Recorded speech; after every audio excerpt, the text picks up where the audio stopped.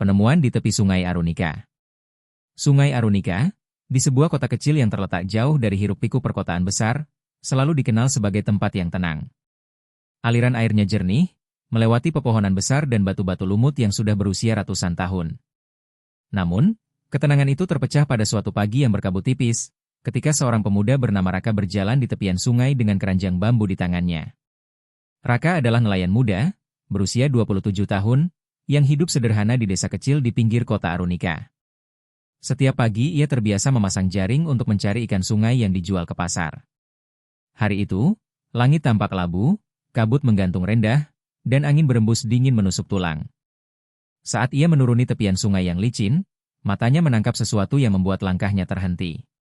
Di antara arus tenang, tersangkut pada akar pohon besar, ia melihat sesosok tubuh terbaring telungkup. Pakaian lusuh, warna kecoklatan karena lumpur, rambut hitam panjang menutupi sebagian wajah. Jantung Raka berdegup kencang. Awalnya ia mengira itu hanyalah boneka atau bangkai hewan, tapi semakin ia mendekat, bau menyengat menusuk hidungnya. Itu bau busuk kematian. Dengan gemetar, ia mencoba menarik tubuh itu ke daratan. Badannya berat dan dingin, air menetes dari setiap helai rambutnya. Raka segera berteriak memanggil warga sekitar. Dalam waktu singkat, beberapa orang datang berlarian, termasuk Pak Surya, kepala desa yang dikenal tegas namun berhati lembut. Ketika tubuh itu dibaringkan di tanah berumput, semua terdiam. Wajah mayat itu pucat keabu-abuan, matanya setengah terbuka menatap kosong ke langit. Namun, yang membuat mereka semakin bergidik bukanlah hanya kondisinya, melainkan sesuatu yang lebih aneh. Sidik jarinya hilang, bisik Pak Surya setelah mencoba menyentuh tangan mayat itu. Jari-jarinya licin, seolah dipoles halus. Tidak ada garis unik yang biasanya menjadi tanda pengenal setiap manusia. Kulit ujung jarinya terlihat rata, seperti baru saja dihapus dengan cara yang tidak bisa dipahami. Beberapa warga mundur, sebagian berbisik ketakutan. Raka merasa kepalanya pening. Ia tidak pernah melihat hal seperti itu seumur hidupnya. Pak Surya segera meminta seorang warga berlari ke kantor polisi kota untuk melapor. Beberapa jam kemudian, datanglah Inspektur Bima, seorang polisi berusia 40 tahun yang dikenal disiplin. Ia datang bersama tim forensik kecil dari kota. Wajahnya keras, alis tebal, dengan tatapan yang tajam. Begitu melihat mayat itu, ia pun terdiam cukup lama sebelum berkata, "Ini bukan kematian biasa." Bima memeriksa tubuh korban dengan hati-hati. Tak ada dompet, tak ada identitas, bahkan label pakaian sudah tercabik. Seolah ada yang sengaja menghapus semua jejak tentang siapa orang ini. Biasanya mayat di sungai hanyut karena kecelakaan atau pembunuhan, ujar salah satu polisi muda. Tidak. Ini berbeda, jawab Bima dingin. Seseorang tidak hanya ingin membunuhnya, tapi juga ingin dunia melupakannya. Tidak ada sidik jari, tidak ada nama. Warga desa semakin cemas. Rumor segera menyebar di pasar dan jalanan kota kecil itu. Ada yang mengatakan korban adalah buronan, ada pula yang berspekulasi bahwa ini ulah kelompok rahasia yang tinggal di balik Bukit Timur. Namun bagi Raka, penemuan ini menjadi awal dari mimpi buruk. Malam itu, ia tidak bisa tidur. Setiap kali memejamkan mata, ia melihat tatapan kosong mayat itu. Bahkan, ia merasa seolah seseorang mengawasinya dari balik jendela rumah panggungnya. Beberapa hari kemudian, kabar penemuan mayat itu masuk ke koran lokal. Disitulah Dira, seorang jurnalis muda dari ibu kota, membaca berita itu. Dira, perempuan berusia 29 tahun dengan rambut pendek sebahu dan mata penuh rasa ingin tahu, merasa ada sesuatu yang aneh. Ia sudah lama meneliti kasus-kasus orang hilang, dan penemuan ini seolah berkaitan dengan data-data yang pernah ia kumpulkan. Dira memutuskan berangkat ke kota Arunika. Ia yakin, mayat tanpa sidik jari ini hanyalah permukaan dari rahasia besar yang disembunyikan kota kecil itu. Sementara itu, di ruang autopsi kecil di Rumah Sakit Arunika, Inspektur Bima berdiri menatap tubuh yang kini terbujur kaku di atas meja baja. Lampu neon menyinari kulit pucat itu. Forensik menemukan hal lain yang mengejutkan, ada bekas luka jahitan rapi di sepanjang punggungnya, seolah seseorang pernah melakukan operasi besar. Bima menarik napas panjang. Siapapun kamu, gumamnya, ada seseorang yang sangat ingin menghapus keberadaanmu dari dunia ini. Dan itulah awal dari misteri panjang yang akan menyeret banyak orang ke dalam lingkaran rahasia kelam, tentang identitas yang dihapus, nama yang dilupakan, dan mayat yang ditemukan tanpa sidik jari. Investigasi awal, kota yang menyembunyikan sesuatu. Kota Arunika tampak seperti kota kecil biasa bila dilihat sekilas. Jalanannya tenang, pepohonan rindang menaungi rumah-rumah kayu bercat pudar, dan pasar tradisional selalu ramai setiap pagi. Namun, bagi Dira, jurnalis muda yang baru tiba dari ibu kota, ada sesuatu yang tidak biasa di balik senyum warga kota ini. Seolah mereka menyembunyikan sesuatu di balik tatapan mereka yang hati-hati. Dira turun dari bus sore itu dengan membawa tas ransel hitam dan kamera kecil tergantung di leher. Angin sore berembus lembut, membawa aroma tanah basah. Ia menyewa kamar di sebuah losmen tua milik pasangan suami istri yang ramah, Bu Sulastri dan Pak Harto. Saat ia menyebut bahwa ia datang untuk meliput penemuan mayat di sungai, wajah Bu Sulastri yang semula ramah seketika berubah tegang. Lebih baik Nona jangan terlalu banyak tanya soal itu, kata Bu Sulastri dengan suara pelan. Kadang ada hal-hal yang sebaiknya tidak diganggu. Dira hanya tersenyum tipis. Naluri jurnalisnya justru semakin tajam ketika seseorang mencoba menutup-nutupi. Sementara itu, di kantor polisi Arunika, Inspektur Bima tengah memimpin rapat kecil dengan timnya. Mayat tanpa sidik jari itu kini menjadi pusat perhatian. Namun, semakin ia menggali, semakin banyak kejanggalan yang muncul. Korban tidak punya catatan gigi yang bisa kita cocokkan. Tidak ada sidik jari. Bahkan DNA yang dikirim ke laboratorium pusat tidak menemukan kecocokan dengan database nasional, kata Bima sambil mengetukkan jarinya ke meja. Jadi, korban ini seperti tidak pernah terdaftar sebagai warga negara, tanya salah satu polisi muda. Entah itu, Bima menghela napas, atau ada seseorang yang sudah lebih dulu menghapusnya dari semua catatan. Keheningan menyelimuti ruangan. Polisi-polisi muda saling berpandangan, seolah mengerti bahwa kasus ini bukan kasus kriminal biasa. Di pasar tradisional, Raka masih menjadi bahan pembicaraan. Sejak ia menemukan mayat itu, banyak orang berbisik di belakangnya. Ada yang menganggapnya pembawa sial, ada pula yang percaya ia akan dihantui arwah korban. Raka sendiri tidak bisa tidur nyenyak. Setiap malam ia mendengar suara lirih seperti bisikan dari arah sungai, padahal rumahnya cukup jauh dari sana. Suatu malam, ia memberanikan diri menemui Pak Surya, kepala desa. Pak, kenapa orang-orang begitu takut dengan penemuan mayat itu? Rasanya seperti semua orang tahu sesuatu, tapi memilih diam. Pak Surya menatapnya lama. Wajah lelaki tua itu muram, matanya menyimpan beban yang sulit dijelaskan. Raka, ada hal-hal yang lebih baik tidak kau gali terlalu dalam. Percayalah, kota ini punya sejarah panjang yang tidak ingin dibuka lagi. Tapi Pak, bagaimana kalau mayat itu bukan orang asing? Bagaimana kalau ia seseorang dari kota ini? Raka bersikeras. Pak Surya hanya menghela napas, lalu menepuk bahunya. Hati-hati, nak. Ada yang lebih berbahaya dari sekadar mencari kebenaran. Keesokan harinya, Dira mendatangi kantor polisi untuk meminta izin melakukan liputan. Inspektur Bima awalnya enggan memberi informasi, tapi Dira menunjukkan beberapa berkas kasus orang hilang yang ia bawa dari ibu kota. Apa menurut Anda, kata Dira dengan nada serius, mayat ini bisa berkaitan dengan orang-orang yang menghilang bertahun-tahun tanpa jejak? Karena saya punya data, lebih dari 20 orang hilang dalam radius 50 km dari kota ini dalam 5 tahun terakhir. Dan sebagian besar kasusnya tidak pernah diusut. Tatapan Bima mengeras. Ia tidak suka bila orang luar ikut campur.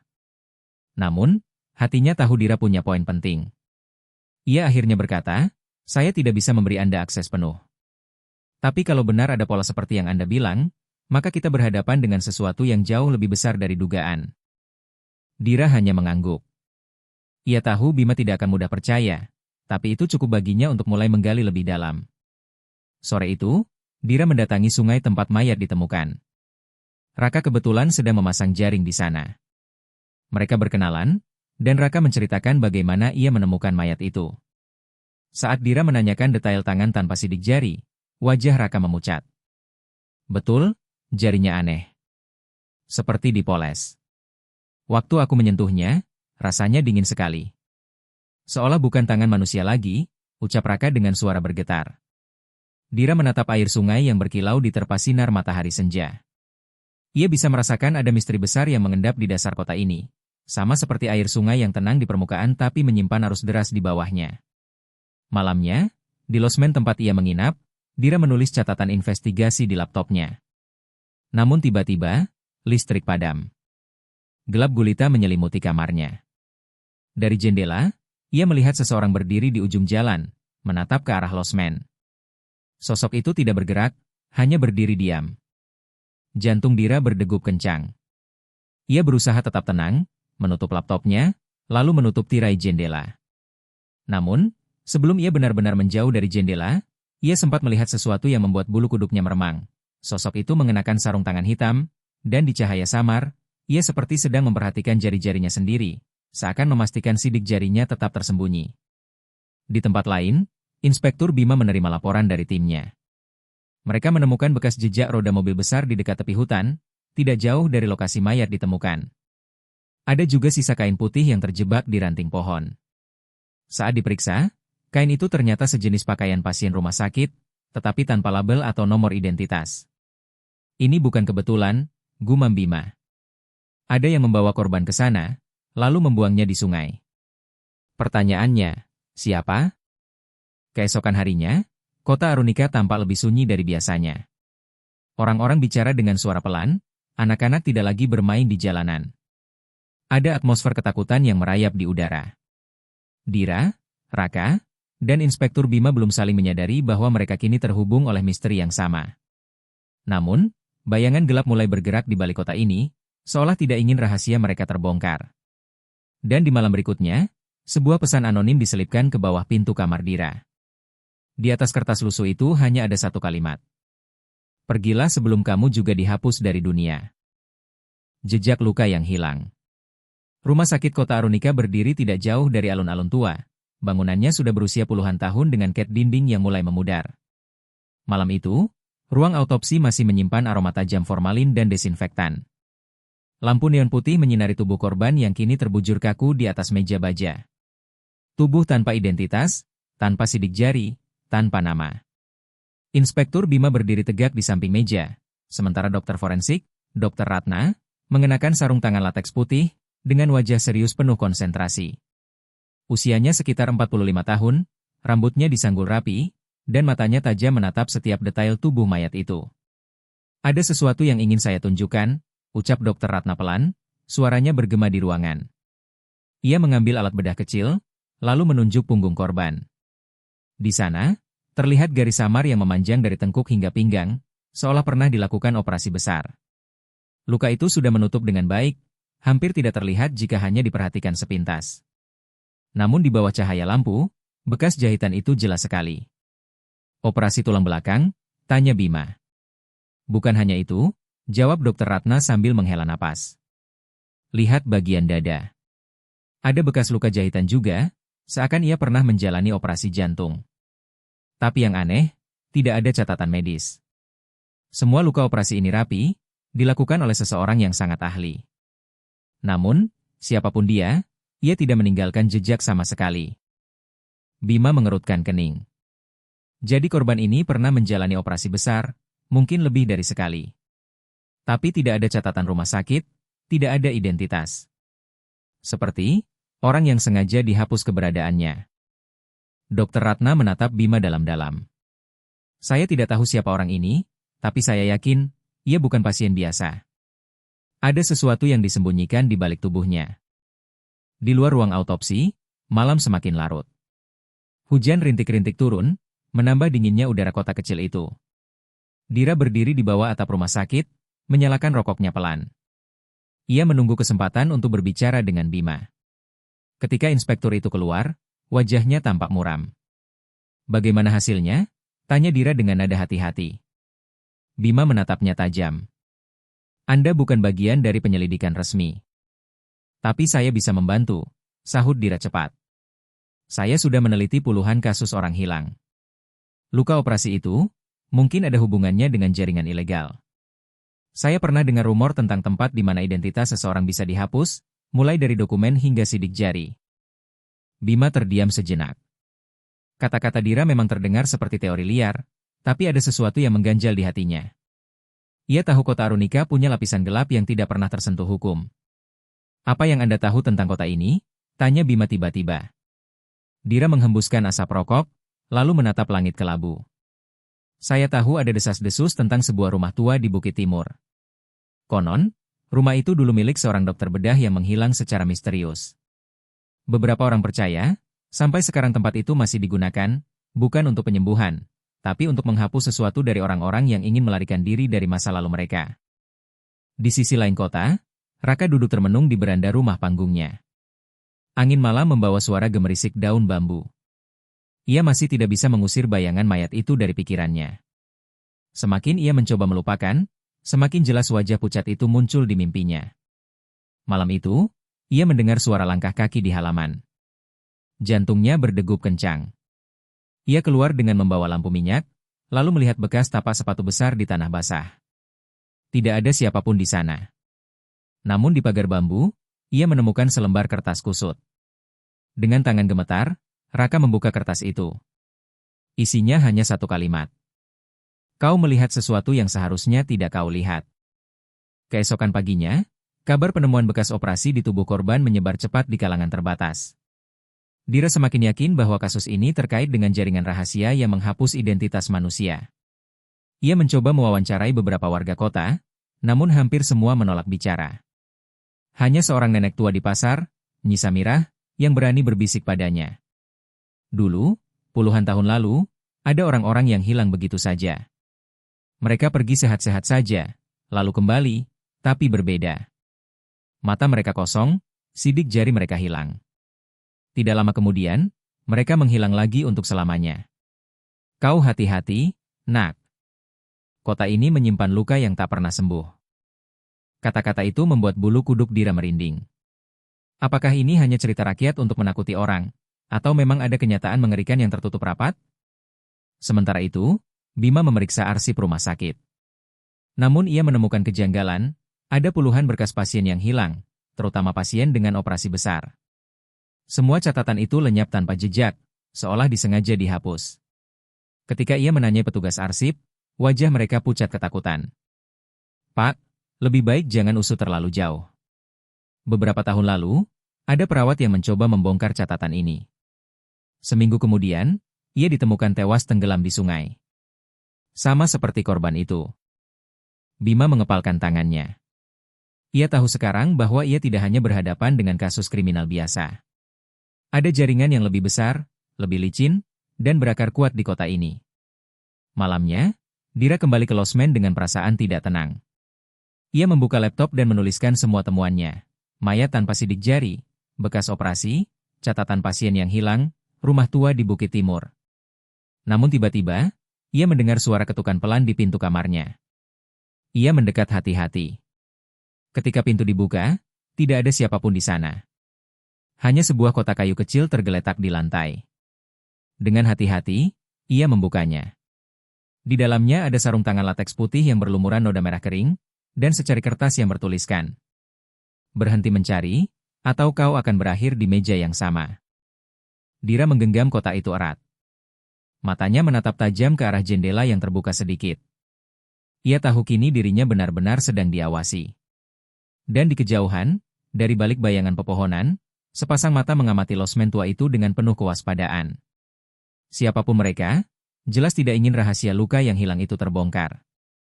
Rumor rumah tua di Bukit Timur. Bukit Timur menjulang di sisi timur kota Arunika, dipenuhi pepohonan pinus yang menjulang tinggi, dan jalan setapak kecil yang jarang dilewati. Bagi sebagian warga, bukit itu hanyalah tempat sunyi dengan udara segar. Namun bagi mereka yang tahu, di balik pepohonan lebat itu berdiri sebuah rumah tua yang sejak lama ditinggalkan, rumah yang selalu dibicarakan dengan suara berbisik, rumah yang menjadi pusat banyak rumor kelam. Dira pertama kali mendengar tentang rumah itu dari Nyi Samirah, nenek tua di pasar yang tak sengaja ia wawancarai. Malam itu, kata-kata Nyi Samirah masih terngiang di kepalanya. Rumah tua di Bukit Timur, tempat di mana orang-orang masuk sebagai manusia biasa, tapi keluar tanpa nama. Sebagai jurnalis, Dira tahu rumor bisa jadi kunci penting. Ia memutuskan menyelidikinya lebih jauh. Namun ia juga sadar, semakin ia mendekat ke inti misteri, semakin besar bahaya yang mengintainya. Pagi berikutnya, Dira mendatangi kantor polisi untuk menemui Inspektur Bima. Ruang kerjanya sempit, penuh tumpukan berkas yang terlihat menua. Bima duduk dengan ekspresi muram, menatap selembar laporan forensik. Ada apa lagi, Bu Jurnalis? Tanya Bima tanpa mengangkat kepalanya. Aku ingin tahu tentang rumah di Bukit Timur, kata Dira langsung. Bima mendongak, tatapannya tajam. Siapa yang memberitahumu tentang itu? Seorang saksi tua. Katanya, rumah itu punya hubungan dengan orang-orang yang kehilangan identitasnya. Apa benar? Bima menghela napas panjang. Ia tahu rumor itu, tapi jarang sekali ada orang yang berani membicarakannya. Rumah itu dulu milik seorang dokter bedah bernama Dr. Wijaya. Tahun 1980-an, dia terkenal sebagai ahli bedah saraf dan jantung. Tapi kemudian, dia menghilang dari dunia medis setelah diduga terlibat dalam kasus eksperimen ilegal. Eksperimen? Dira mencondongkan tubuhnya. Ya. Konon, dia melakukan operasi untuk menghapus tanda-tanda identitas seseorang. Ada kabar bahwa beberapa pasien kriminal atau orang yang ingin menghilang dari hukum, datang padanya untuk dilahirkan kembali, tanpa catatan resmi. Dira merasakan bulu kuduknya meremang. Kisah itu terdengar seperti legenda urban, namun terlalu detail untuk dianggap hanya dongeng. Sekarang rumah itu kosong? Tanya Dira. Secara resmi, ya. Tapi beberapa laporan tak resmi menyebutkan ada aktivitas malam hari di sana. Mobil-mobil tanpa plat jelas kadang terlihat naik ke arah bukit. Di tempat lain, Raka masih bergulat dengan rasa takutnya sendiri. Setelah menemukan pesan ancaman di rumahnya, ia mencoba hidup normal, tetap memasang jaring ikan di sungai, namun setiap kali berjalan sendirian, ia merasa diawasi. Hari itu, ia bertemu Dira di pasar. Dira memintanya untuk ikut ke Bukit Timur. Aku butuh seseorang yang tahu medan di sekitar sini. Kau bisa menemaniku? Raka awalnya menolak. Tidak, aku tidak mau terlibat lebih jauh. Mayat itu saja sudah membuatku sulit tidur. Kau bahkan dapat ancaman, kan? Dira menatapnya dengan penuh tekad. Justru karena ada ancaman, kita harus tahu apa yang sebenarnya terjadi.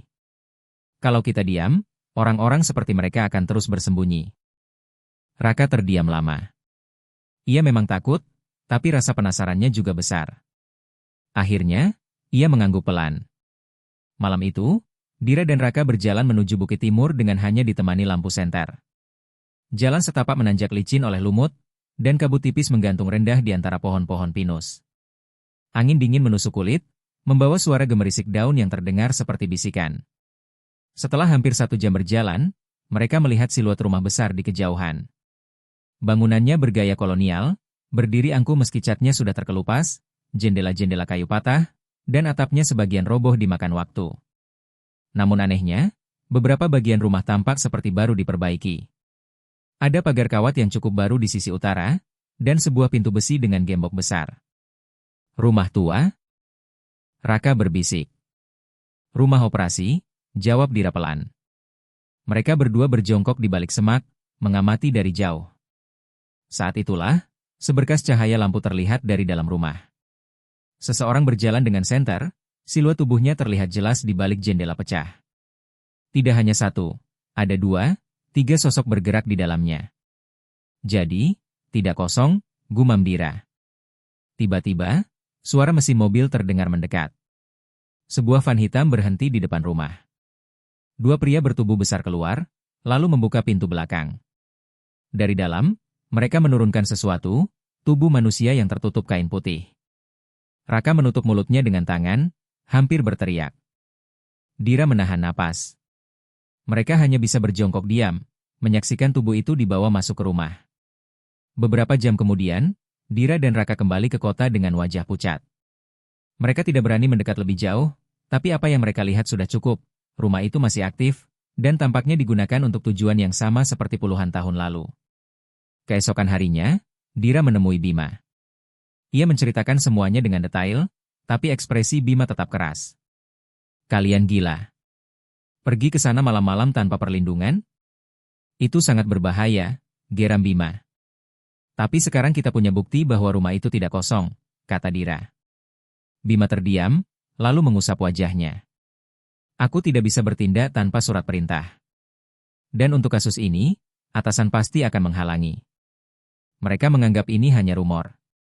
Kalau aku melangkah salah, karierku bisa berakhir. Lalu, kita harus diam begitu saja, desak Dira. Bima menatapnya lama, lalu dengan suara rendah ia berkata, kadang, kota ini punya bayangan yang lebih kuat dari hukum. Dan bayangan itu berpusat di rumah tua itu. Malam berikutnya, Raka terbangun oleh suara ketukan di pintu rumahnya. Ia membuka pelan, hanya untuk menemukan sebuah kotak kecil tergeletak di teras. Tangannya gemetar saat membuka kotak itu. Isinya adalah sebuah jari manusia. Jari yang kulit ujungnya rata, tanpa sidik jari. Di bawahnya, ada secari kertas dengan tulisan yang membuat darahnya membeku. Kau sudah melihat rumah kami. Giliranmu berikutnya. Di balik kabut Bukit Timur, rumah tua itu berdiri angkuh, seolah menjadi saksi bisu rahasia kelam kota Arunika. Dan siapapun yang berani mendekat, akan segera menyadari bahwa tidak semua pintu boleh dibuka, karena di baliknya tersimpan sesuatu yang mungkin lebih mengerikan daripada kematian itu sendiri. Orang-orang tanpa nama. Pagi di kota Arunika biasanya diwarnai suara ayam berkokok dan hiruk-pikuk pasar tradisional. Namun sejak penemuan mayat tanpa sidik jari, suasana kota terasa berbeda. Seolah ada kabut ketakutan yang menyelimuti setiap sudut jalan, membuat orang-orang berbicara dengan suara lirih, enggan menyinggung hal-hal tertentu. Bagi Dira, jurnalis muda yang datang dari ibu kota, semua tanda itu justru menjadi bahan bakar untuk terus menggali. Ia sudah menuliskan catatan panjang di laptopnya, menghubungkan antara mayat tanpa sidik jari, bekas operasi misterius, rumah tua di Bukit Timur, hingga ancaman yang diterima Raka. Namun ada satu hal yang terus mengganggunya, bisikan warga tentang orang-orang tanpa nama. Siang itu, Dira kembali menemui Nyi Samirah di pasar. Nenek tua itu duduk bersila di depan lapak sayurnya, wajah keriputnya penuh guratan pengalaman. Saat Dira mendekat, tatapan Nyi Samirah tajam, seolah ia sudah tahu apa yang akan ditanyakan. Orang-orang tanpa nama, siapa mereka? Dira bertanya dengan suara pelan. Nyi Samirah berhenti merapikan sayur, lalu menatap ke arah jalanan yang lengang. Mereka yang pulang tapi bukan lagi diri mereka. Beberapa orang pernah menghilang, lalu kembali beberapa bulan kemudian. Tapi tatapan mereka kosong, tidak punya keluarga, tidak punya catatan. Bahkan sidik jari mereka hilang. Tidak lama kemudian, mereka menghilang lagi, seolah ditelan bumi. Kami menyebut mereka orang-orang tanpa nama. Dira menelan ludah. Cerita itu terdengar seperti legenda horor, tapi selaras dengan temuan mayat yang ia teliti. Sementara itu, Raka masih bergulat dengan rasa takut. Setelah menemukan kotak berisi jari manusia di teras rumahnya, ia hampir ingin meninggalkan kota. Namun bagian lain dari dirinya merasa ia sudah terlalu jauh masuk dalam misteri ini. Malam-malamnya dipenuhi mimpi buruk, wajah pucat korban muncul dengan jari-jari yang rata, memanggil-manggil namanya dengan suara serak. Suatu malam, ia didatangi oleh Pak Surya, kepala desa. Lelaki tua itu datang dengan wajah penuh kegelisahan. Raka, katanya, kau harus berhenti ikut campur. Aku tahu kau bersama jurnalis itu. Percayalah, rumah tua di Bukit Timur bukan tempat yang boleh didekati. Pak, kenapa semua orang menutup mulut? Kalau memang ada orang-orang yang kehilangan nama mereka, bukankah kita harus mencari kebenarannya? Pak Surya menghela napas berat. Kau tidak mengerti. Ada kekuatan yang sudah mengakar di kota ini sejak lama. Bahkan hukum tidak bisa menyentuhnya. Orang-orang tanpa nama itu hanyalah sisa-sisa dari sesuatu yang lebih besar. Kalau kau terus mencari, mereka akan menghapusmu juga. Di sisi lain, Inspektur Bima mendapat laporan mengejutkan. Dua warga kota, seorang pemuda bernama Arman dan seorang ibu muda bernama Laras, dilaporkan kembali ke rumah mereka setelah menghilang selama berbulan-bulan. Namun yang aneh, keluarga mereka tidak mengenali mereka. Bima segera menuju lokasi. Di sebuah rumah kayu sederhana, ia melihat Arman duduk di kursi bambu, menatap kosong ke dinding. Kulit wajahnya pucat, matanya hampa. Ketika Bima mencoba berbicara dengannya, Arman hanya menjawab singkat. Tidak ada emosi, tidak ada ekspresi. Yang lebih mengejutkan, ketika Bima meminta ia membuka telapak tangannya, sidik jarinya hilang. Rata, sama seperti mayat di sungai. Laras pun sama. Ia duduk di sudut rumah, menatap lantai tanpa berkedip. Anak kecilnya menangis ketakutan, bersembunyi di balik ibunya yang asli. Bima merasa darahnya dingin. Ia memerintahkan anak buahnya membawa keduanya ke rumah sakit untuk diperiksa lebih lanjut. Namun di lubuk hatinya, ia tahu, mereka bukan lagi orang yang sama. Dira mendapat kabar dari Bima dan segera menuju rumah sakit. Di ruang isolasi, Ia melihat Arman dan Laras duduk diam seperti patung, tanpa reaksi. Inilah orang-orang tanpa nama, bisik Dira pada dirinya sendiri. Dokter Ratna memeriksa mereka dengan teliti. Tubuh mereka penuh bekas operasi. Sama seperti mayat itu. Ada prosedur besar yang dilakukan pada organ dalam mereka. Tapi tujuan operasinya tidak jelas. Mereka masih hidup, tapi seperti kehilangan jiwa. Dira menatap Arman lama-lama. Seolah-olah seseorang mencoba menciptakan manusia baru. Manusia tanpa masa lalu. Malam itu, Bima, Dira, dan Raka berkumpul di kantor polisi. Ruangan kecil itu dipenuhi rasa tegang. Kalau benar rumah tua itu masih aktif, maka ada orang-orang di dalamnya yang melakukan operasi untuk menghapus identitas, kata Bima serius. Dan korban-korban itu kembali tanpa nama, tanpa jiwa. Kenapa? Raka bertanya. Untuk apa mereka melakukan itu? Dira menatap mereka berdua. Mungkin untuk menciptakan orang-orang baru yang bisa dikendalikan. Tanpa catatan, tanpa masa lalu, tanpa siapapun yang mencari mereka. Mereka bisa digunakan untuk apa saja, pekerjaan kotor, percobaan, atau bahkan korban berikutnya. Ruangan itu hening. Kata-kata Dira menggantung seperti kabut dingin. Namun sebelum mereka bisa melanjutkan diskusi, seorang polisi muda masuk dengan wajah panik. Pak, Arman dan Laras, mereka menghilang. Apa maksudmu menghilang? Bentak Bima. Baru saja. Mereka ada di ruang isolasi, tapi sekarang ranjangnya kosong. Tidak ada jejak keluar, tidak ada pintu yang terbuka. Semua terdiam. Raka merasa darahnya mengalir deras ke kepala. Dira merasakan jantungnya berdegup kencang. Bagaimana mungkin dua orang bisa lenyap begitu saja dari ruang rumah sakit yang terkunci? Keesokan harinya, kabar itu menyebar di kota. Beberapa warga berbisik bahwa orang-orang tanpa nama itu dipanggil kembali oleh tuan mereka. Sebagian lain percaya bahwa mereka hanya bayangan, dan ketika tugas mereka selesai, mereka akan menghilang seperti kabut pagi. Dira tidak bisa tidur malam itu. Ia menulis di catatannya. Orang-orang tanpa nama bukan hanya mitos. Mereka nyata. Mereka adalah bukti bahwa ada kekuatan yang bisa menghapus identitas seseorang, lalu mengembalikannya sebagai wadah kosong. Pertanyaannya, siapa yang melakukan semua ini, dan untuk tujuan apa? Di luar jendela losmen, kabut turun tebal. Dari balik kabut itu, seolah ada siluet seseorang yang berdiri diam, mengawasi. Dan di kejauhan, di atas bukit timur, rumah tua itu kembali menyalakan cahayanya. Rahasia klinik bawah tanah. Hujan deras mengguyur kota Arunika malam itu. Jalanan basah memantulkan cahaya lampu jalan yang temaram. Suasana semakin menambah kesan muram pada kota kecil yang kini dibayangi rasa takut. Di dalam kantor polisi, Inspektur Bima berdiri di depan papan besar penuh catatan dan foto. Gambar mayat tanpa sidik jari, rumah tua di Bukit Timur, serta foto Arman dan Laras yang hilang kembali terpampang di sana. Jarum jam berdetak, tetapi tidak ada satupun jawaban yang muncul. Dira duduk di kursi panjang, laptop di pangkuannya. Tangannya mengetik cepat, menyusun potongan demi potongan informasi. Semua ini bukan kebetulan, Pak. Orang-orang tanpa nama bukan sekadar korban. Mereka, proyek. Raka, yang berdiri di samping jendela, menoleh cepat. Proyek apa maksudmu? Dira menatapnya, matanya penuh keseriusan. Bayangkan kalau ada orang-orang yang bisa diciptakan ulang. Tanpa masa lalu, tanpa identitas, tidak bisa dilacak, dan sepenuhnya bisa dikendalikan oleh orang yang menciptakan mereka. Itu seperti membuat boneka hidup. Bima mengepalkan tangannya. Itu gila. Tapi kenyataan sering lebih gila dari imajinasi. Pak, jawab Dira pelan. Beberapa hari kemudian, sebuah kejadian mengejutkan mengguncang kota. Seorang nelayan menemukan bangkai perahu kecil di tepi pantai utara.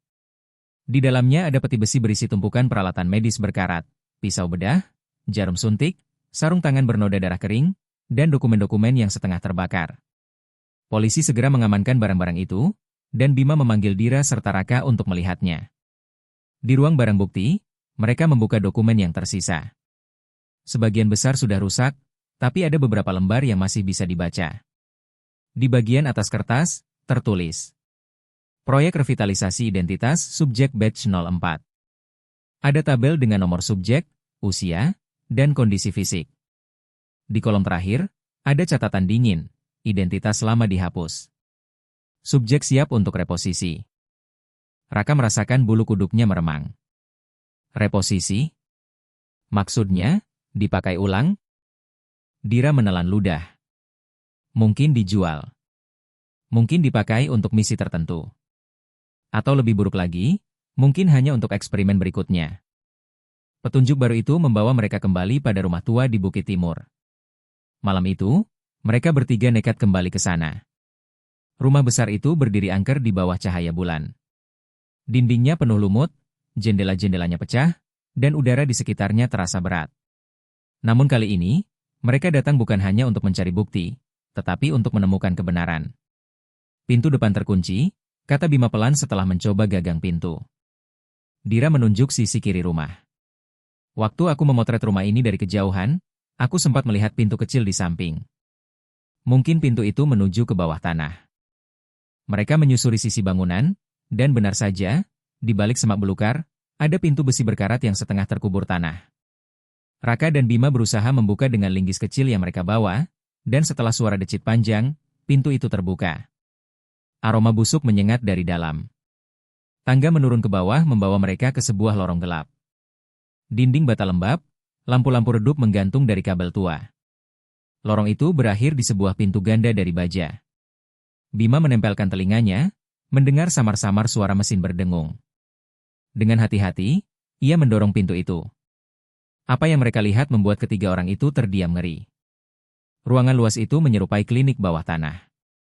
Ada meja operasi di tengah, lampu besar bergantung di atasnya, dan rak penuh dengan botol berisi cairan. Di salah satu sisi ruangan, ada deretan ranjang dengan tubuh-tubuh manusia terbaring.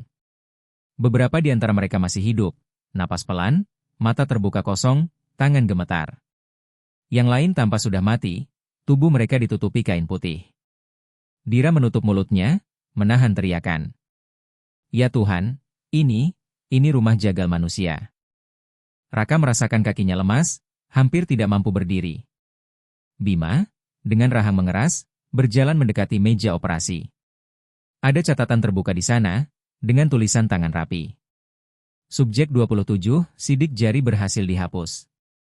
Identitas lama ditutup. Reposisi tahap 2 menunggu instruksi.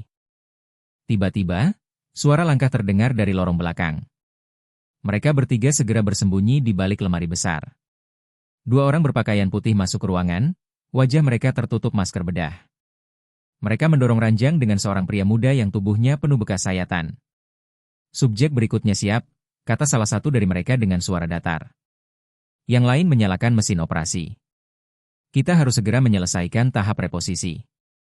Pengiriman dijadwalkan lusa. Dira menahan napas, jantungnya berdegup kencang. Kata-kata itu membuktikan teori mereka benar. Ada pihak yang menciptakan orang-orang tanpa nama untuk tujuan tertentu, dan pengiriman itu artinya ada jaringan lebih luas di luar kota Arunika.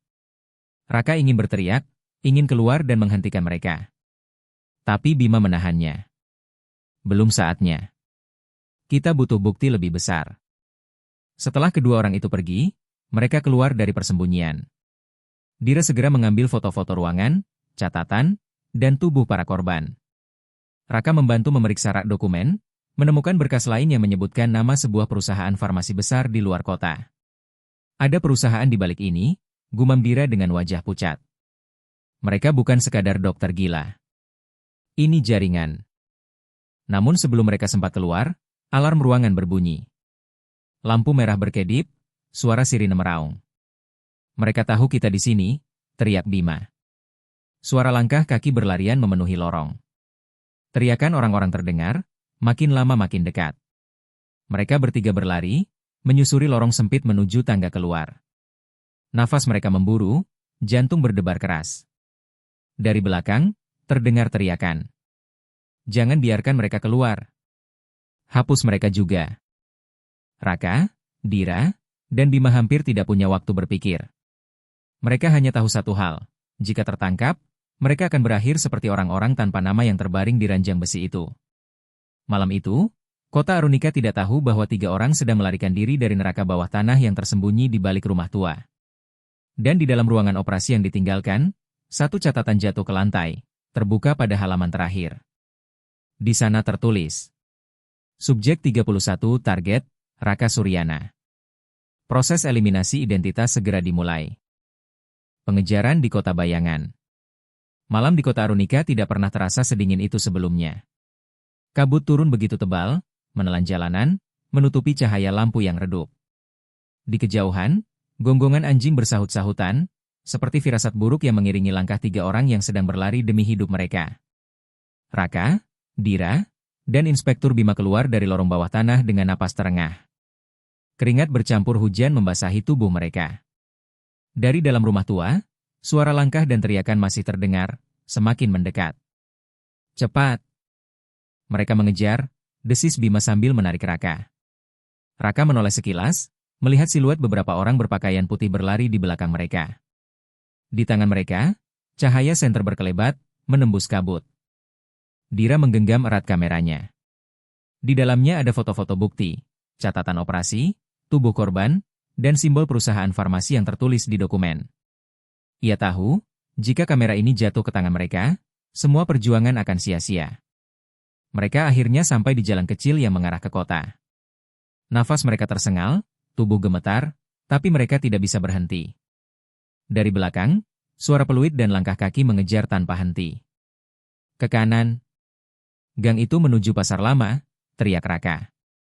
Mereka berbelok, melewati lorong sempit di antara rumah-rumah kayu. Kabut makin tebal, namun itu justru menjadi pelindung. Mereka menunduk, berlari secepat mungkin, hingga akhirnya berhenti di sebuah gudang tua di dekat pasar. Mereka masuk, menutup pintu rapat-rapat. Nafas tersengal memenuhi ruangan yang gelap dan berdebu. Bima menempelkan telinganya ke pintu, memastikan pengejar tidak melihat mereka masuk. Untuk sementara kita aman. Tapi mereka tidak akan berhenti sampai menemukan kita. Di dalam gudang yang sunyi itu, Dira menyalakan laptopnya. Tangannya gemetar, tapi tekadnya kuat. Ia memindahkan foto-foto dari kamera ke penyimpanan. Kita punya bukti sekarang, katanya pelan. Kita harus kirim ke luar kota, ke redaksi pusat. Kalau tidak, semua ini akan ditutup rapat. Raka masih terengah, wajahnya pucat. Ia teringat catatan terakhir yang mereka lihat di klinik, subjek 31 target, Raka Suryana. Kata-kata itu menghantui pikirannya. Dira, katanya pelan, kalau aku memang target berikutnya, berarti mereka sudah mengawasi aku sejak lama. Kotak berisi jari yang kutemukan, ancaman-ancaman itu, semua adalah bagian dari rencana. Dira menatapnya dengan mata berkaca-kaca. Kita tidak akan membiarkan itu terjadi. Bima, yang sejak tadi diam, akhirnya bicara. Artinya, semakin lama kau bertahan, semakin besar peluang kita mengungkap mereka. Tapi kalau mereka berhasil menangkapmu, semuanya berakhir. Tiba-tiba, suara mobil terdengar dari luar gudang. Lampu sorot menyapu jalanan. Suara keras dari pengeras terdengar. Raka Suryana. Serahkan diri kalian. Tidak ada tempat aman lagi di kota ini. Suara itu menggema, dingin, penuh ancaman. Mereka bertiga saling pandang. Situasi semakin genting. Kita tidak bisa tetap di sini, kata Bima. Mereka pasti akan menggeledah setiap sudut. Dira menutup laptopnya dengan cepat. Kalau begitu, kita harus keluar dari kota. Satu-satunya cara adalah mencapai stasiun malam ini. Namun perjalanan ke stasiun bukan hal mudah. Jalan-jalan utama dijaga, mobil patroli berkeliling, dan orang-orang berpakaian putih mulai menyebar. Kota Arunika malam itu berubah seperti labirin penuh mata pengawas. Mereka memutuskan melewati jalur belakang, gang sempit, halaman rumah kosong, hingga atap bangunan tua. Dalam kabut pekat, mereka mendengar bisikan warga yang menutup jendela rapat-rapat. Tak ada yang mau menolong. Semua tahu, siapapun yang melawan Tuan akan hilang tanpa jejak. Di sebuah lorong, mereka hampir tertangkap. Dua pria berseragam putih muncul dari kabut, membawa senter. Raka menahan napas, bersembunyi di balik dinding, tubuhnya menempel dingin pada batu. Cahaya senter nyaris menyentuh wajahnya. Tapi tepat saat itu, suara botol pecah dari kejauhan membuat para pria itu berlari ke arah lain. Cepat, sebelum mereka kembali, bisik Bima sambil menarik mereka berdua. Setelah berjam-jam menyusuri jalan gelap, akhirnya mereka sampai di dekat stasiun. Tapi yang mereka lihat membuat hati mereka hancur. Stasiun itu penuh penjaga. Di setiap pintu masuk, ada pria berbaju putih dan aparat bersenjata. Suasana terasa seperti perangkap. Tidak mungkin kita masuk lewat depan, gumam Raka. Bima memikirkan cepat. Ada jalur kargo di belakang. Jalur itu jarang dipakai. Kalau kita bisa menyelinap lewat sana, kita bisa naik kereta barang yang berangkat ke kota besar. Dengan hati-hati, mereka berkeliling ke arah jalur kargo. Jalan setapak itu gelap, ditumbuhi ilalang, tapi bebas dari penjagaan. Namun tepat saat mereka hampir mencapai pintu masuk, suara tembakan meledak di udara. Dor! Peluru menghantam dinding tak jauh dari kepala Raka. Berhenti. Jangan bergerak, suara keras menggema. Dari balik kabut, sekelompok pria berseragam putih muncul, senjata teracung. Di antara mereka, seorang lelaki jangkung dengan jas hitam melangkah maju. Wajahnya pucat, senyumnya tipis, mata dingin penuh kuasa. Raka Suryana, katanya, suaranya berat. Akhirnya kita bertemu. Kau sudah membuat masalah terlalu besar. Tapi jangan khawatir, sebentar lagi, identitasmu akan dihapus, dan kau akan menjadi bagian dari keluarga kami. Dira menggenggam tangan Raka erat-erat. Bima berdiri di depan, pistol di tangannya teracung, siap bertarung meski tahu peluang tipis. Kabut makin pekat, suara kereta kargo terdengar dari kejauhan, peluit panjang menggema. Dan di saat itulah, perburuan di kota bayangan mencapai puncaknya. Pertemuan dengan Tuan Bayangan. Kabut malam menelan peron belakang stasiun Arunika. Suara peluit kereta barang yang bersiap berangkat menggema panjang, bercampur dengan detak jantung Raka yang semakin cepat. Di hadapannya, barisan pria berseragam putih berdiri rapat, senjata teracung. Di tengah barisan itu, seorang pria jangkung berjas hitam melangkah maju. Wajahnya pucat dengan garis tegas, rambut disisir rapi ke belakang, dan mata kelam yang memancarkan kuasa. Senyumnya tipis, penuh keangkuhan, seolah ia pemilik seluruh rahasia malam itu. Raka Suryana, ucapnya tenang, suaranya dalam seperti gema dari lorong gelap. Kau sudah membuat terlalu banyak keributan. Tapi semua ini akan segera berakhir. Identitasmu akan dihapus. Dira menggenggam tangan Raka erat-erat. Nafasnya pendek, tapi matanya tak gentar. Sementara Inspektur Bima berdiri tegak di depan mereka berdua, pistolnya teracung. Siapa kau sebenarnya? Seru Bima. Apakah kau yang disebut-sebut warga sebagai tuan rumah tua di Bukit Timur? Pria itu tertawa kecil. Nama tidak penting. Orang-orang menyebutku banyak hal. Tuan Bayangan, sang dokter, bahkan iblis Arunika. Semua benar. Aku adalah mereka yang tak bisa kau tulis dalam laporan, tak bisa kau catat dalam sejarah. Karena tugasku bukan meninggalkan jejak, melainkan menghapusnya. Raka merasakan darahnya berdesir. Untuk apa kau melakukan semua ini? Menghapus identitas orang, menjadikan mereka orang-orang tanpa nama? Tuan Bayangan menatapnya, senyumnya melebar. Karena dunia membutuhkan manusia baru. Manusia yang tidak terikat pada masa lalu, tidak dibatasi hukum, tidak dimiliki siapapun. Mereka adalah wadah kosong, siap diisi sesuai kebutuhan. Bisa jadi pekerja, tentara, mata-mata, atau hanya pion dalam permainan besar. Dan kau, Raka, hampir menjadi subjek paling sempurna. Dira terbelalak. Kau sudah menargetkan dia sejak awal. Benar, jawab Tuan Bayangan dingin. Kau, Raka, punya sesuatu yang tidak dimiliki orang lain. Ingatanmu, tubuhmu, genetikamu, semua sesuai dengan yang kami butuhkan. Kau sudah dipilih sejak lama. Semua ancaman, semua pesan yang kau terima, hanyalah proses awal. Sekarang waktunya kau menyerahkan dirimu. Bima maju selangkah, pistolnya tetap teracung. Aku tidak peduli siapa kau. Tapi kau telah membunuh, menyiksa, dan menculik orang-orang kota ini. Aku tidak akan membiarkanmu membawa Raka. Namun Tuan Bayangan sama sekali tidak terlihat gentar. Dengan isyarat tangannya, dua pria berbaju putih maju, senjata mereka siap. Aku menghargai keberanianmu, Inspektur, katanya pelan. Tapi kau tahu, hukum di kota ini tidak berlaku padaku. Berapa banyak kasus yang kau selidiki, berapa banyak korban yang kau lihat, tapi tak pernah bisa kau bawa ke meja hijau?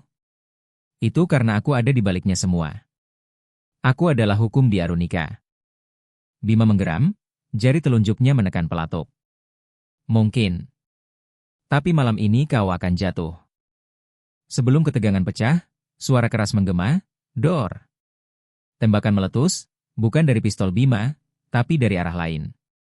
Peluru menghantam dinding kayu dekat kepala Tuan Bayangan. Semua orang menoleh. Dari arah atap gudang, seorang pria tua muncul dengan senapan tua di tangannya. Itu Pak Surya, kepala desa. Wajahnya keras, matanya merah penuh kemarahan. Cukup sudah, Bayangan, teriaknya. Aku sudah diam terlalu lama. Kau sudah merusak desa kami, mencuri warga kami, menghancurkan kota ini. Tuan Bayangan hanya tersenyum tipis. Ah, Surya. Aku tahu kau tidak akan tahan selamanya. Tapi sayang, kau datang terlambat. Kekacauan pun terjadi. Anak buah Tuan Bayangan segera menyerang. Bima menembak balik, Raka menarik Dira untuk berlindung di balik gerbong kargo. Suara tembakan bersahut-sahutan, kabut bercampur kilatan api. Pak Surya terus menembak dari atap, namun jumlah lawan terlalu banyak. Raka, teriak Dira di tengah hiruk-pikuk. Kamera ini harus keluar dari kota. Kalau tidak, semua orang yang mati akan sia-sia. Raka memandang kamera itu. Semua bukti ada di dalamnya. Tapi bagaimana cara mereka keluar, sementara musuh mengepung dari segala arah? Bima berlari ke arah mereka, pelipisnya berdarah. Kereta barang itu. Satu-satunya jalan keluar. Begitu kereta bergerak, kalian lompat ke dalam. Aku akan menahan mereka. Tidak. Kau bisa mati, Pak, seru Dira. Bima menatap mereka dengan sorot tajam. Kalau kita semua mati di sini, tidak ada yang tersisa untuk menceritakan kebenaran. Pergi. Itu perintah. Kereta barang mulai bergerak, rodanya berderit di rel, peluit panjang menggema. Tuan Bayangan melangkah maju di tengah hujan peluru, sama sekali tidak gentar. Kalian tidak bisa kabur dari Bayangan. Kemanapun kalian pergi, aku akan selalu menemukan kalian. Raka menatapnya sekali lagi. Sosok itu bukan sekadar manusia. Ia adalah simbol dari sesuatu yang jauh lebih besar, lebih gelap, dan lebih terorganisir. Dengan tarikan kuat, ia menggenggam tangan Dira dan berlari ke arah gerbong yang bergerak. Dengan tenaga terakhir, mereka melompat, tubuh mereka terbanting ke lantai besi gerbong. Bima menembak ke arah musuh, menahan barisan putih itu sejauh mungkin. Pak Surya di atap terus menembak, hingga suara tembakan mereka ditelan kabut dan deru kereta yang makin menjauh. Dari dalam gerbong gelap, Raka dan Dira terengah, tubuh mereka gemetar. Kamera masih erat di genggaman Dira. Pak Bima. Pak Surya, suara Dira bergetar. Raka hanya bisa menatap gelap, dadanya sesak. Mereka meninggalkan orang-orang berharga di belakang. Namun di antara rasa kehilangan itu, ada bara tekad yang tumbuh. Mereka kini membawa bukti. Dan dengan bukti itu, mereka bisa membuka tabir kejahatan yang selama ini menelan kota Arunika. Di kejauhan, bayangan stasiun semakin mengecil, ditelan kabut malam. Tapi satu hal pasti, pertemuan dengan Tuan Bayangan hanyalah permulaan dari perang yang lebih besar. Api terakhir di Arunika. Kereta barang terus melaju menembus malam. Raka dan Dira masih terengah di dalam gerbong besi yang gelap, berlumur debu dan bau karat. Deru roda besi di atas rel menjadi satu-satunya suara yang menyamarkan detak jantung mereka yang berpacu. Kamera hitam itu, yang sejak awal menjadi saksi bisu dari horor kota Arunika, masih tergenggam erat di pelukan Dira. Ia memeluknya seperti seorang ibu yang tak ingin kehilangan bayinya.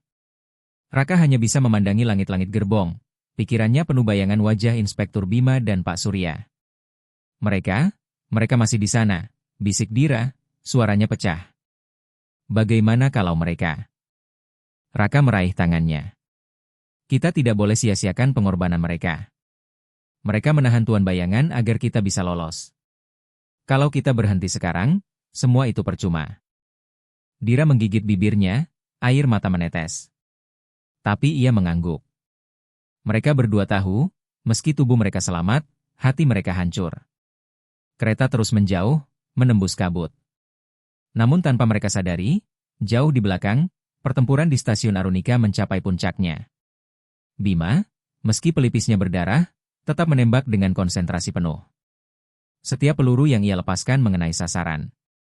Pak Surya dari atap masih menyalakan api perlawanan dengan senapan tuanya. Namun jumlah musuh terlalu banyak. Satu demi satu, pria berbaju putih menyerbu, mengelilingi mereka. Di tengah kekacauan itu, Tuan Bayangan tetap berdiri tegak, tenang, seperti dirigen orkestra kematian. Senyumnya tak pernah hilang, seakan semua yang terjadi hanya bagian dari rencana besar yang ia tulis sendiri. Serahkan diri kalian, dan aku mungkin akan mengizinkan kematian yang lebih cepat, ucapnya pelan, namun cukup keras untuk didengar semua orang. Bima menatapnya dengan tatapan penuh amarah. Kalau kau pikir kami akan menyerah, kau salah besar. Ia melempar pandang ke Pak Surya, yang mengangguk pelan. Ada kesepakatan tak terucap di antara mereka. Pak Surya melompat turun dari atap, lalu berlari menuju gudang penyimpanan tua di sisi stasiun. Dari balik pintunya yang setengah roboh, ia mengeluarkan sebuah wadah logam besar berisi bensin tua dan kembang api usang, sisa perayaan desa bertahun-tahun lalu. Ia menyalakan sumbu dengan tangan gemetar, sementara Bima menahan musuh yang semakin mendekat. Tuan Bayangan tampak menyadari sesuatu. Wajahnya yang dingin akhirnya berubah, meski hanya sekejap. Apa yang kau lakukan, Surya? Pak Surya menatapnya lurus, matanya menyala penuh amarah. Aku akan melakukan apa yang seharusnya kulakukan sejak dulu, membakar sarangmu bersama dengan diriku. Sumbu api menjilat, mendesis, lalu kobaran besar meledak dari gudang tua itu. Api segera merambat, melalap kayu lapuk, memakan udara malam. Bima berlari mundur, menembak sambil menarik beberapa musuh ke dalam kobaran. Ledakan kedua terjadi, kali ini lebih besar, membuat langit Arunika berwarna merah menyala. Dari gerbong kereta yang makin menjauh, Raka dan Dira melihat langit kota di belakang mereka tiba-tiba menyala, seperti bara api raksasa. Pak Surya, bisik Dira lirih, wajahnya pucat. Raka menggenggam lengannya kuat-kuat. Itu pilihan mereka. Itu api terakhir di Arunika, api yang mungkin bisa menghentikan Bayangan. Namun jauh di dalam hati, Raka tahu, api sebesar apapun belum tentu mampu memusnahkan seseorang yang sudah hidup di balik kegelapan selama puluhan tahun. Kereta berhenti di luar kota, di sebuah jalur sepi yang jarang digunakan. Raka dan Dira turun, tubuh mereka masih gemetar. Kamera itu semakin berat di tangan, seolah menyimpan bukan hanya bukti, tapi juga roh semua orang yang telah gugur. Mereka berjalan menembus ladang gelap, hingga akhirnya mencapai rumah tua milik seorang jurnalis independen yang dulu dikenal Raka, Arman, mantan wartawan kriminal yang dipecat karena terlalu sering membongkar kasus-kasus sensitif. Arman terkejut melihat keduanya dalam keadaan berantakan. Raka? Dira? Astaga, apa yang terjadi dengan kalian? Tanpa banyak bicara, Raka menyerahkan kamera. Simpan ini. Di dalamnya ada semua kebenaran. Jangan biarkan hilang. Dunia harus tahu. Arman menatap kamera itu lama, lalu menatap mereka berdua. Ia mengangguk pelan. Aku mengerti. Tapi kalian harus tahu, setelah ini, hidup kalian tidak akan pernah sama lagi. Mereka akan terus mengejar kalian. Tidak apa-apa, kata Dira pelan tapi tegas. Asalkan kebenaran sampai keluar. Beberapa hari kemudian, berita mengejutkan muncul di media bawah tanah dan kanal anonim. Misteri mayat tanpa sidik jari, proyek rahasia di kota Arunika. Foto-foto, rekaman suara, hingga potongan video dari kamera itu tersebar. Publik geger. Orang-orang mulai bertanya, mulai menuntut jawaban. Namun, di balik sorotan layar dan kegaduhan media, Raka tahu satu hal, pertempuran ini belum selesai. Suatu malam, saat ia duduk sendiri di penginapan kecil di luar kota, sebuah amplop hitam tergelincir ke bawah pintu.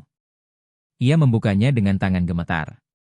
Di dalamnya hanya ada satu kalimat, ditulis dengan tinta merah. Bayangan tidak pernah mati. Kau hanya berhasil membuatnya marah. Raka terdiam. Ia tahu pesan itu bukan sekadar ancaman, melainkan janji. Tuan Bayangan masih hidup. Api yang melalap Arunika mungkin telah memakan banyak pasukan dan gedung tua, tapi tidak sanggup memusnahkan sosok yang sudah menancapkan akarnya begitu dalam. Ia memejamkan mata, wajah Bima dan Surya kembali terbayang. Mereka mengorbankan diri agar api itu menyala, agar ada harapan untuk kota yang lama tenggelam dalam kegelapan. Dan kini, api itu berpindah. Ada di tangannya, di pundak Dira, di kamera yang kini tersebar di dunia luar. Namun bersama api itu, datang pula beban. Beban untuk terus berlari, bersembunyi, dan melawan sampai titik darah penghabisan. Dira masuk ke kamar, wajahnya masih lelah namun matanya teguh. Raka, aku tahu ini belum selesai. Tapi apapun yang terjadi, kita sudah memulai sesuatu yang tak bisa dihentikan. Raka menatapnya lama, lalu tersenyum pahit. Ya, api sudah dinyalakan. Dan sampai kapanpun, kita tidak boleh membiarkannya padam. Di luar jendela, malam tetap sunyi. Tapi di kejauhan, seperti ada suara samar, suara langkah-langkah di lorong gelap, bayangan yang tak pernah pergi. Arunika mungkin terbakar, tapi bayangan tetap hidup. Arunika telah terbakar. Api itu bukan hanya melalap kayu dan bangunan tua, tetapi juga segala rahasia yang disembunyikan bertahun-tahun lamanya. Namun, seperti namanya, bayangan tidak pernah mati. Mereka yang bersembunyi di balik kegelapan akan selalu mencari jalan untuk kembali. Raka dan Dira kini hidup dalam pelarian, membawa satu kebenaran yang membuat mereka diburu. Identitas yang dihapus, mayat tanpa sidik jari, semua itu hanyalah permulaan dari permainan yang lebih besar. Mungkin malam ini Arunika hancur. Tapi di luar sana, kota-kota lain mungkin sudah menunggu giliran. Karena selama masih ada yang percaya bahwa manusia hanyalah wadah kosong, bayangan akan terus hidup. Dan satu pertanyaan tetap menggantung, tak pernah terjawab. Apakah kebenaran bisa benar-benar membakar habis bayangan? Atau bayanganlah yang akan menelan kebenaran selamanya?